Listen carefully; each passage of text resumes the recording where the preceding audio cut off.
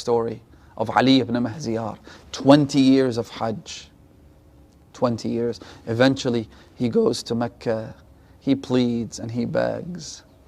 He knocks on that door and the door is finally open. He's guided by this young man to the outskirts of the city of Mecca. He is shown a tent that sits atop a hill.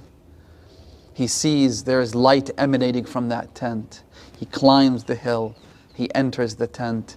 He sits down in the presence of his master. Al-Hujjat ibn al-Hasan al-Askari, fidahu arwah al-alameen.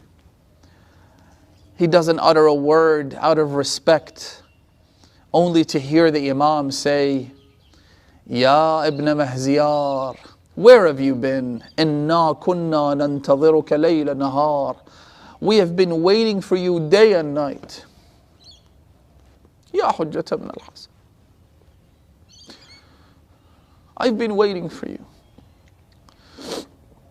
He said to the Imam, Ibn Rasulullah, I would have come earlier. I've been yearning to come. وَلَكِنِّي لَمْ أَجِدْ مَنْ يَدُلُّنِي إِلَيْكَ. I couldn't find someone to guide me to you, to show me the way. What am I supposed to do? The Imam said to him, Ya ibn Mahziyar, is it that you didn't have a guide to bring you here? Or is it that you need to look at your own actions? لا ولكنكم تجبرتم على ضعفاء المسلمين. No, that's not the case. Do you know what your problem is?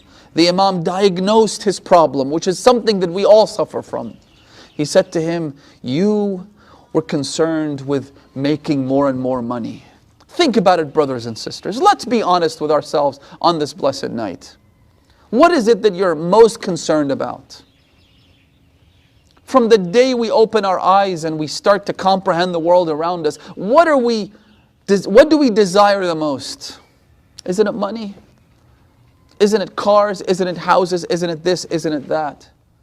When we pick a job, when we pick a field of study, when we go to college, everything we do, isn't it designed so that we could make money?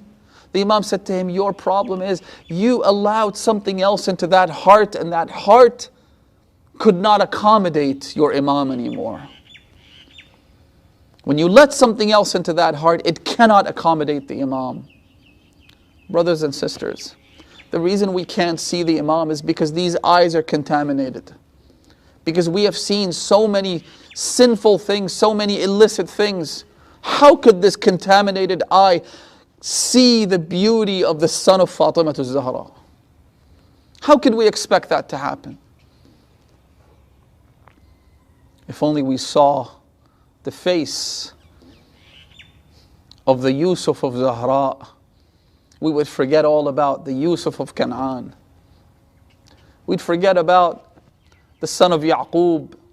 Remember the one that the women cut their fingers off when they saw and were mesmerized by his beauty. The Imam said to him, Ya ibn Mahziyar, it's not that you couldn't find someone to guide you to me. It's because your heart was filled with desire for money. And also because you were a tyrant over the weak and destitute Shia and Muslims. You know how when we have money and we feel like we have power, right? How do we treat other people? With disdain. We look at other people as though they're lower than us. That's how most of us are. The Imam said to him, that's your problem. Subhanallah. Look at the way Ibn Mahziyar, there's a reason why he was allowed to meet the Imam and not me. Look at his response. May Allah bless him for the words that he uttered.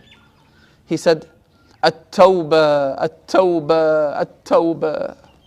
I seek forgiveness from Allah. I apologize. He didn't argue with the Imam. He didn't try to deny, or he didn't try to bicker.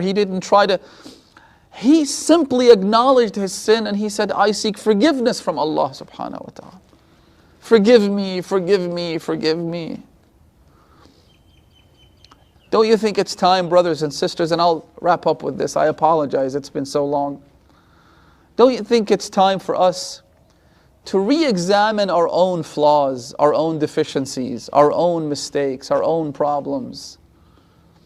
and to then say, At-Tawbah, At-Tawbah, At-Tawbah, so that maybe, just maybe, we get to meet him, we get to see him.